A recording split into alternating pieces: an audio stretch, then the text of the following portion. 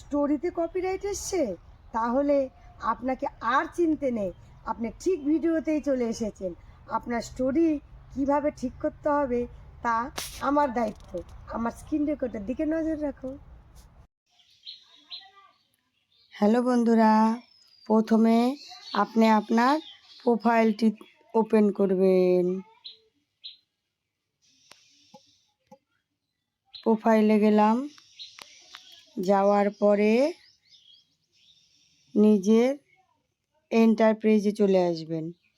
আসার পর উপরে দেখবেন সেটিংয়ে ক্লিক করবেন। ক্লিক করার পরে এইরকম একটা এন্টারপ্রাইজ চলে আসবে।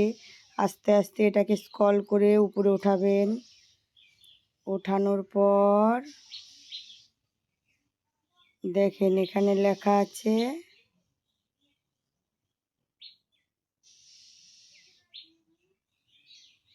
Activity lock.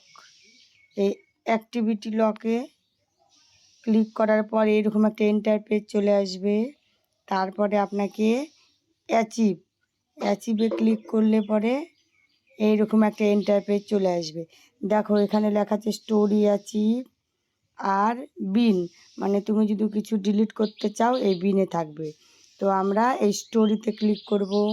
করার পর দেখো আমার প্রোফাইলটা শুরু হওয়ার থেকে যতগুলো স্টোরি দিয়েছি সবগুলো এখানে আছে।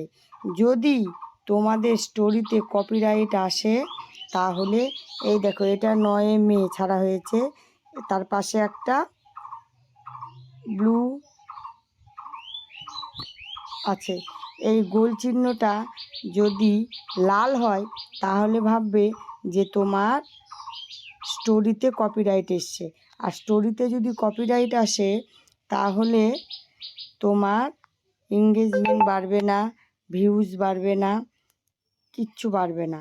সেই জন্য এগুলো প্রত্যেকটি স্ক্রল করে করে উপরে উঠে দেখে নেবে যে তোমার কোনোটাতে রেড মার্ক আছে নাকি।